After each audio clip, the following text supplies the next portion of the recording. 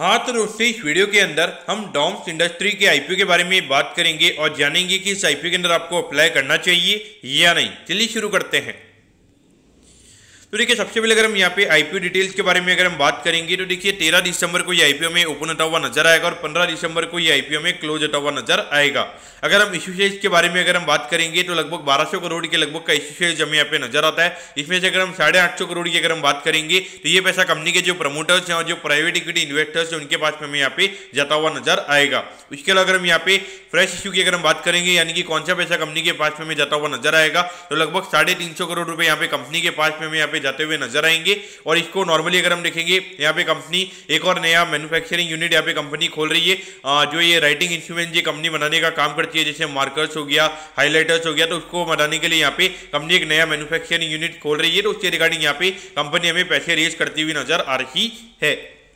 अगर हम यहाँ पे प्राइस बैंड के बारे में अगर हम बात करेंगे तो देखिए 790 के कट ऑफ प्राइस पे ये कंपनी का आईपीओ में आता हुआ नजर आ रहा है। और अगर हम एक लॉट के अगर हम बात करेंगे तो 18 शेयर्स का हमें यहाँ पे एक लॉट यहाँ पे नजर आता है। तो ऑल ओवर अगर हम देखेंगे तो यहाँ पे अगर हम एट दी एंड अगर हम रिटेल कोटा की अगर हम बात करेंगे तो सिर्फ यहाँ पे 10% के लगभग का रिटेल कोटा में यहाँ पे नजर आता है, यानी कि हार्डली 120 करोड़ के लगभग का रिटेल कोटा में यहाँ पे कंपनी का नजर आता है। तो देखिए अभी जिस तरीके से अगर आप देखोगे जो टाटा टेक की जिस तरीके से फिनोमिनल लिस्टिंग हुई है, तो यहाँ पे बहुत ज्यादा नए इन्वेस्टर्स हमें आईपीओ में भी यहाँ पे आते हुए नजर आ रहे हैं। लगभग 73 लाख एप्लीकेशन हमें यहाँ पे टाटा टेक में आती हुई नजर आई थी और जहाँ पे अगर आप देखोगे 3 आईपीओ और हमें वहाँ पे उसी वक्त नजर आए थे। लेकिन कहीं ना कहीं अगर आप देखोगे अभी बहुत बढ़िया यूफोरिया हमें यहाँ पे आईपीओ मार्केट में चलता हुआ नजर आ रहा है। और मेरे ख्याल से अगर आप देखोगे, मुझे लगता है कि मिनिमम यहाँ पे 5000 करोड़ के लगभग की जो डिमांड है वो यहाँ पे रिटेल के अंदर आनी चाहिए। तो उस पॉइंट से अगर आप देखोगे तो मुझे लगता है यहाँ पे अराउंड 40 से 50 टाइम्स हमें यहाँ पे रिटेल कोटा यहाँ पे कंपनी का सब्सक्राइब होता हुआ नजर आएगा।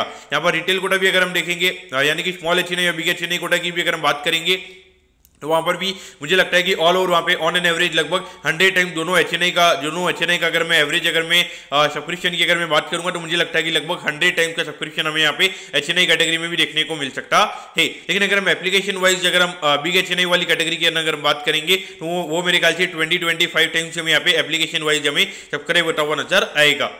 अब एट दी एंड अगर हम यहाँ पे वैल्यूएशन से पहले यानी कि फंडामेंटल से पहले अगर हम जीएमपी की अगर हम बात करेंगे तो देखिए लगभग 400 रुपए पर शेयर का यहाँ पे हमें जीएमपी ट्रेड होता हुआ नजर आ रहा है। यानी कि अभी जीएमपी ये इंडिकेट कर रहा है कि लगभग यहाँ पे आपको 7200 रुपए पर लॉट का यहाँ पे प्रॉफिट हो सकता है लिस्टिंग के ऊपर। अभी जो करंट जीएमपी चल रहा है उसके हिसाब से ये इंडिकेशन हमें देखने को मिल रही है। अब अगर हम यहाँ पे फंडामेंटल्स की अगर हम बात करेंगे तो देखिए डॉम्स इंडस्ट्री मेरे ख्याल से आप सभी को पता होगा, इसकी पेंसिल हो गया, इरेजर हो गया, इसके जो राइटिंग इंस्ट्रूमेंट्स है, मार्कर्स हो गया, हाइलाइटर्स हो गया, आप में से बहुत सारे लोगों ने इसके जो प्रोडक्ट्स है वो यूज किए होंगे।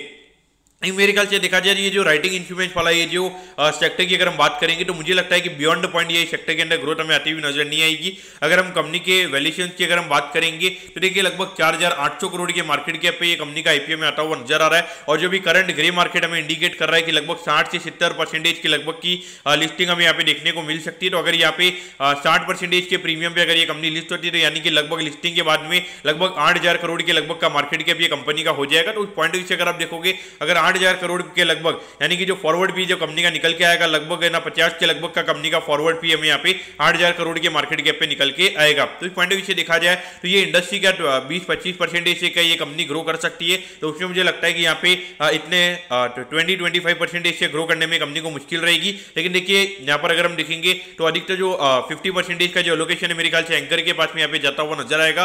पब्लिक के पास यहाँ पे काफी कम शेयर आने वाले, हार्डली 25% का, यानी कि जो स्मॉल एचएनआई और बिग एचएनआई और रिटेल का अगर हम बात करेंगे मिला के तो हार्डली हमें यहाँ पे 300 करोड़ के लगभग के शेयर पब्लिक के पास में हमें यहाँ पे आते हुए नजर आएंगे। तो मुझे लगता है कि लिस्टिंग के वक्त यहाँ पे थोड़ा फीलिंग ऑफ मिसिंग आउट रहेगा। वहाँ पे लोग वैल्यूएशन के बारे में नहीं सोचेंगे, ये नहीं सोचेंगे कि लॉन्ग टर्म क्या ग्रोथ है। तो उसके हिसाब से मेरे ख्याल से अगर आपको अलॉटमेंट यहाँ पे मिलती है लिस्टिंग इनके लिए तो डेफिनेटली आपने यहाँ पे अप्लाई करना चाहिए। भले हो सकता है कि अभी जो प्रीमियम आ रहा है उसके कंपेरिजन में थोड़ा 10-15% प्रीमियम यहाँ पे कम नीचे लिस्टिंग हो सकती है या फिर 10-15% ऊपर लिस्टिंग हो सकती है। लेकिन मेरे ख्याल से आपको लिस्टिंग इनके लिए तो डेफिनेटली यहाँ पे अप्लाई करना चाहिए।